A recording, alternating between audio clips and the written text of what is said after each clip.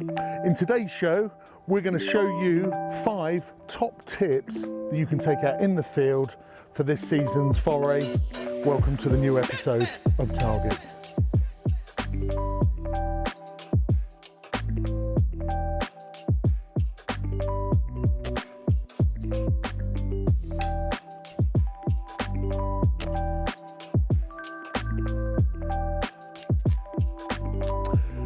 So autumn is upon us pretty much. Temperature could still do with going lower, certainly for me anyway, but the change is upon us. Leaves on the ground, some lovely dewy cobwebs in the school, everything's just turning, you know, that lovely October autumnal feel, my favourite time of year. Now of course the school sees changes as well with the client base. You know, we carry on with our clay shooters, people learning how to shoot, but obviously we've got our influx of game shooters coming in, you know, people that like to get out in the field and do their thing, some in very low volume, some in high, and you know, a large spattering sort of in between those 2 points.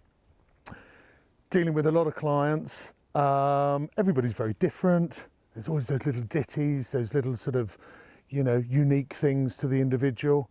But it's interesting actually going through, doing lots of lessons, being a full-time instructor, you start to see patterns and you start to see these almost generic issues that seem to pop up with everybody. So I thought, why not then compile the top 5, run through those today, and if you can refine those, then one would hope that it would add massive value indeed when you get out to your sort of event in the field. So let's take a punt and have a go. Today we're going to firstly kick off with footwork.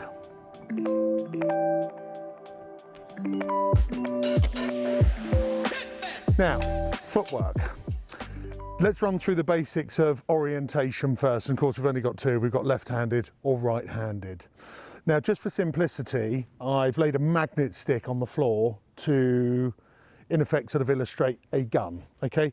The handle is the butt, the magnet end is the muzzle, okay? So I'm a right-handed shooter. The gun is pointing at 12 o'clock. We're just going to imagine it's pointing at 12 o'clock. Wherever it's pointing is 12 o'clock. So as a right-handed shooter, my lead foot is going to be slightly off, say pointing to 1 o'clock.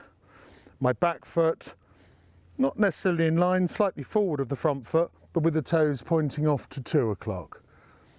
From there, as you know, it's that lean onto the ball of the front foot, just that slight lean, that nose over toes, the old saying.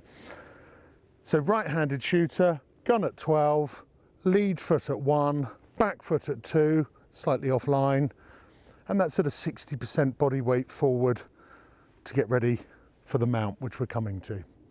Left-handed, we just reverse that orientation, okay? Keeping the gun still pointing at 12 o'clock, or our magnet stick resembling a gun. We come round, so mag stick gun at 12, front foot's now pointing off to 11 o'clock. Back foot just behind, not in line, pointing out to 10 o'clock. And then from that centralized, balanced mid position, one would just lean forward again, exactly the same, onto the ball of the right foot, the lead foot, to then prepare the gun ready for shooting. Now, the interesting point, that's the starter position, that's when you're on peg, okay, and you're waiting for said quarry. Now, that relates to a straight bird or something fractionally quartering left or right, fractionally. Anything more than that, then we're going to need to involve some footwork. Now I've seen some quite groovy dance steps actually in the field, which are, you know, fun to watch, and listen, it's all good fun, but it's unnecessary. And actually a step into a bird really is not that big a deal at all, okay? So I'm right-handed, so let's do it from the right orientation. Gun at 12, front foot 1, back foot 2. I've got a bird quartering off to my right. I may literally just do a light step into the bird prior to them moving, mounting and shooting, or whatever process you would entertain, okay? Groundbreakingly, if I was left-handed, I'd just do the same. Step in or step to the other side, depending on where the bird's coming from. Now the key to this, most people forget, and it's just conditioning. It's nothing to do with intelligence or anything else. It's excitement, slight lack of condition, on the peg, certainly first day of the season, you know, big move with a gun, feet stay glued, and that may cost you the shot. There's a few details that can go wrong with stuck feet, let's call it, unless you're really agile and bendy. But the sort of worst one really is that simply the muzzle will be pulled offline. Okay, it is impossible to hold a level line and not move your feet. That's why one needs to step in, and then however you process and through, and then you can manage a level line with the muzzle.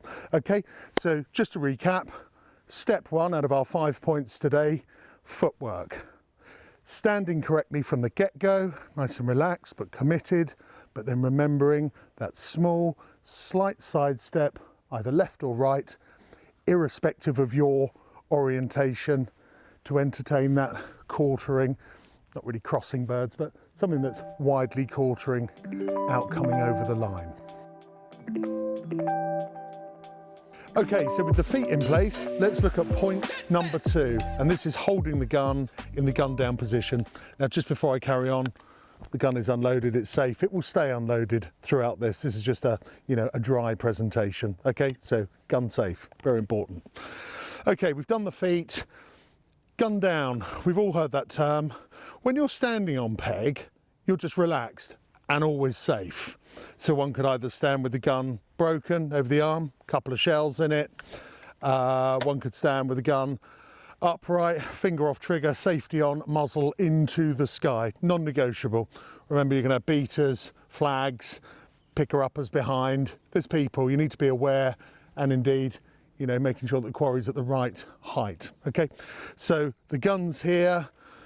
This is perfectly acceptable as well. Same, safety on, finger off trigger. I've seen some people after lunch just slightly lean, so beware not to end up doing this, or worse still, that, pointing at that person on the top of the bank behind you. Okay, so let's just go for gun broken or safety on, same, finger on trigger guard and muzzle's pretty much vertical into the air. We're standing, we're waiting. Someone might shout forward. He or she down the line might take a shot.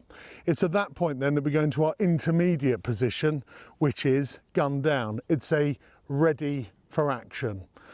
So there we then incorporate what we've already talked about, the foot position, but more importantly, we bring the gun up in that ready for action stance. The stock is by the chest, start of the rib cage, that's universal, finger on the side, ready to do safety and then trigger. The muzzle is in relation to topography. Now, normally you're going to have some form of trees or bank and trees in front of you. I would argue that muzzle wants to be sat just on the tips of the trees.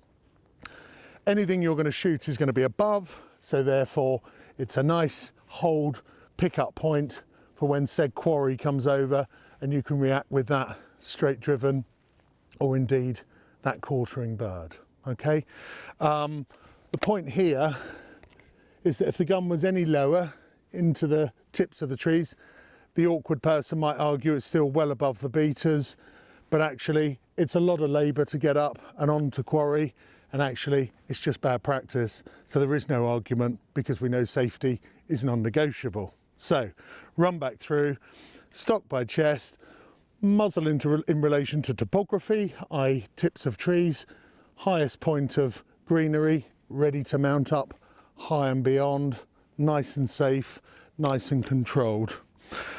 And a little sideline point on that as well, when you're loading in the field, you may have seen clay shooters lifting barrel up. You can see obviously that's very uncomfortable. So the idea is that one would load, lift stock to action, and then as neatly as possible with safety off and finger on trigger guard, get muzzle up into that safe position. Number 2, gun down.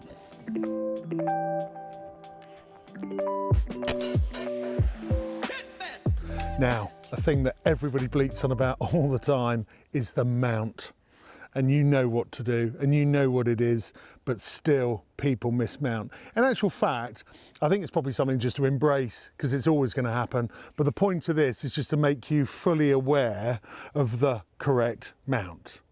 Excitement, a rush, that odd day, that moment, it's just part of life. Everybody mismounts, but this is just to ensure you know exactly where you are, and more so that if you do that slightly untidy miss, you know why, and you can self-police. So quite basically, from feet up to ready position, muzzle relating to topography, we know that.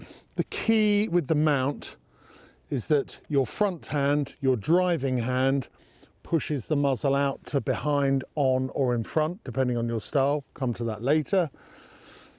The backhand is just guiding, largely, and index finger for trigger, guiding that stock to come up into the cheek and then back into the shoulder. Okay, so coming down again, imaginary target in front of me, pushing muzzle out, and as muzzle gets to my chosen position, at the same time the stock is coming into the cheek and bedding into the shoulder. So it's on, okay, and on. Now the point here, simply, in slow-mo, the stock is coming up to under the cheekbone as the muzzle is positioned depending on my or your style of shooting. What we mustn't do, and I'll exaggerate massively, forgetting the muzzle for now, we'll just assume that goes to where we want it, that the stock is shouldered, and then we drop our head to tie the thing, you know, into completion. Totally wrong. Shoulder, head.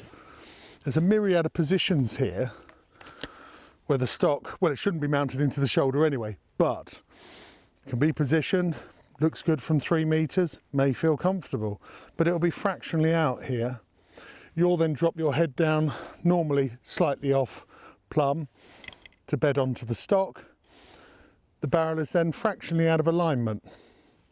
At 40 plus yards, it's going to be a few feet out of alignment, and then obviously you're not going to connect. So running back through the mount again, take time to practice this. We've actually got mount practice on our channel, mount practice 1, 2 and 3. Have a look at part 1. It goes over this in a bit more detail, really useful, and you can do it at home, and it's free. But just to run back through, we've done feet, we've done gun down, the gun down position, pushing the gun out with a lead hand, cheek, back into the shoulder. Nice and neat, nice and firm, nice and committed, but not rushed.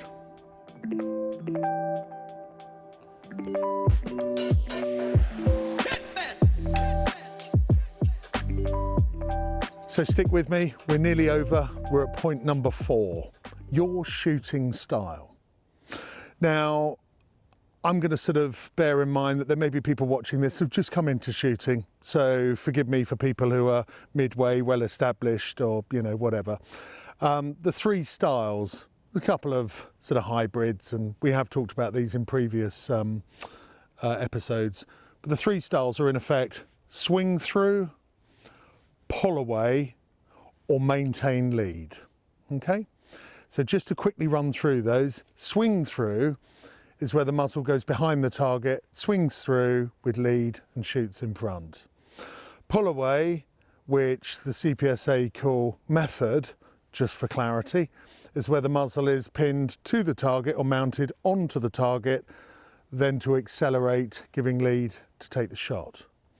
The third one, maintained lead, is where the muzzle of the gun is instinctively placed in front of the target, quarry, okay, with the chosen instinctive, you know, choice of lead, if you like, to then move the muzzle at the same speed as the target, the term maintaining the speed, to then take the shot. So they're the 3 different styles. One comes in behind, one goes on, and one goes in front. Now veer back into our channel and look at our Driven Bird episode, and the part B on that shows you clearly, funnily enough, from a high tower, those 3 styles, and Jack has done an amazing job of catching with pure clarity muzzle and target. So it's, from my aspect, idiot proof. Okay, so I think everybody else will certainly get it if I can. Now, the point of this is actually to say, be clear and remember your style. I know it sounds bonkers. So I will have had many scenarios where we're with he or she and they're shooting and they miss a driven target. Oh, I was behind that one. And actually, it's where they've, you know, maybe shot the last X shots as swing through, and then they've suddenly just mounted in front. Couldn't see the target, slowed the gun, bang, and indeed missed behind. But of course, it's not a miss behind in the technical sense because the gun wasn't placed properly from the get-go. So it sounds so simple, so basic, such a small thing, so obvious, but it's not. So just bear in mind, if you've got one style, which is cool, stick to it. If, like me, you use a couple of styles depending on height and line, remember those, use them where required. If you want to use all three, use all three. Do what best fits the scenario and the quarry, target, and the situation, always based around safety. But just remember to exercise those rather than slamming the gun up, guessing, and, you know, in effect doing a sort of a messy sort of mount and move, and, you know, all looks very busy and is, you know, high labour. So, clarity, remember your style and exercise that.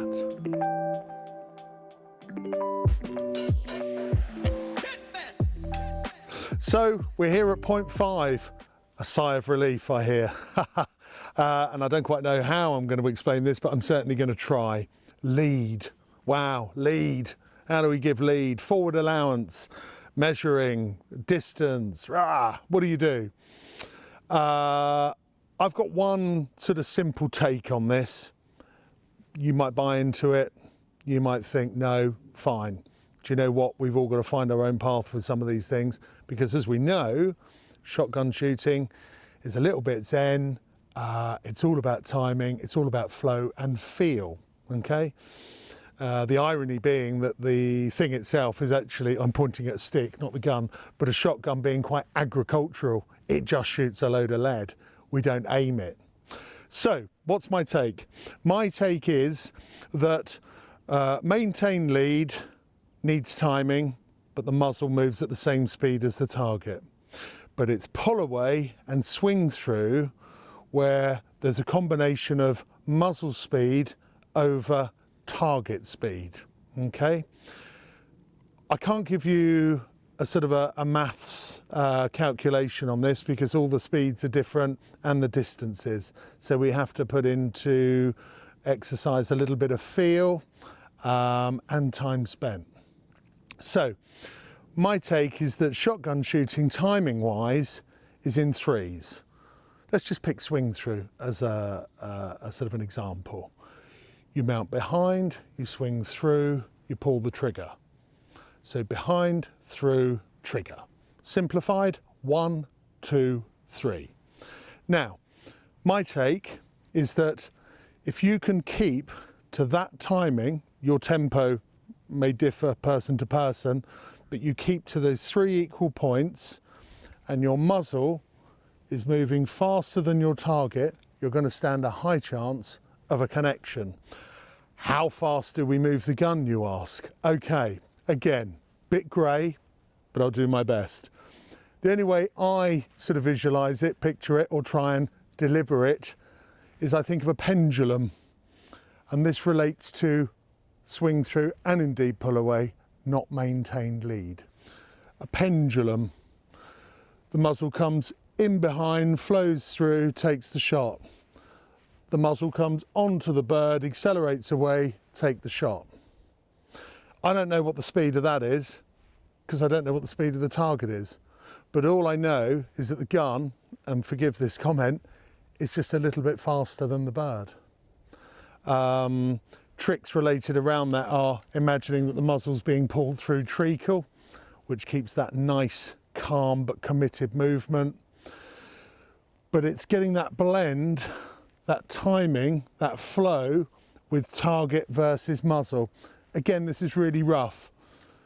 My clenched hand is the target, mag stick's the muzzle. If I do that, looks like I'm hesitant not going, past the target, calculating, thinking, miss behind. If I do this, well, it looks ridiculously fast, and obviously I'd be miles in front. So we've got some parameters to work to, but it's that time spent and that practice and that feel about getting the flow between target and muzzle with timing to take the shot. We know never to look at the bead, trap shooters discipline, with their high ribs and things. That's a nuance, that's slightly different. But general sporting in the field, clays, we don't look at the muzzle, we look at the target. It's like tennis, you look at the ball, not the racket, okay? And it's that timing and that fluid swing. So we've practiced all the other elements we've talked about today, and then we're looking at targets thinking, well, I use this style, so let's say it's swing through, and as the bird's coming out, it's that lovely behind, through, bang, entertaining that timing, getting that muzzle just a bit quicker than the target, and getting those mental pictures filed up here so that you can reenact them, on other occasions in different places. The recap, we don't measure lead, we get the muzzle moving faster than the target, shooting swing through or pull away, okay? All in threes. Time spent, practice. All the other points have to be in place as well. Think of the feet, the mount, the movement, everything like a sort of an inline, electrical circuit, a line of bulbs. One goes out, they all go out. Everything's got to fit together, but what a wonderful feeling it is. It's almost like the actions are one step ahead of your thoughts. And but bang, oh, I hit it, and it felt so lovely, and the labour was minimal. There is a lovely synergy between all the points. So slow, methodical practice as ever, nothing too aggressive. I need to just finish by saying maintained lead. Obviously one is mounting in front and matching the speed of the target, but it still needs that timing. And what the timing does is cuts out hesitation, but it also removes the want to rush. So it almost, fixes the program, so to speak. So as the bird comes along, we're in front, move, bang. So back to the 1, 2, 3. Just feeds nice, not calculated, nice, instinctive, firm, committed shooting. The more proficient you get, your natural tempo may speed up, it might stay the same, it might slow down. That's down to you, the individual. But my goodness, it's also good fun practicing and finding out. My term now, as ever, is to say, I really do hope this adds value, especially today, because bar the last bit about lead, I think all of this is generic, universal, and actually it's the standards, the basics that one should be entertaining when learning to shoot, sporting targets. For clarity, for people coming into shooting, you will see novices and some people who shoot clay disciplines pre-mounting for a shot before calling pull, pre-mounted. We wouldn't do that in the field. And you may see what we call a half gun down, which is just a sort of usually a sort of sporting clay shooter's stance, just for that slightly neater, quicker movement, because they know what's coming, because they're shooting targets in pairs, okay? But for the pointer today, it was the more traditional sporting infield style, and the points making one nice, neat execution of a shot. I hope you've enjoyed. Please enjoy the practice. Please put your comments underneath as well if there's any questions. I know I've been a bit slow on the uptake recently. We've been really busy, but I will answer all questions. I hope you've enjoyed. I think I'm going to do a bit of shooting now, and Jack's going to film it. We'll see you next time on target.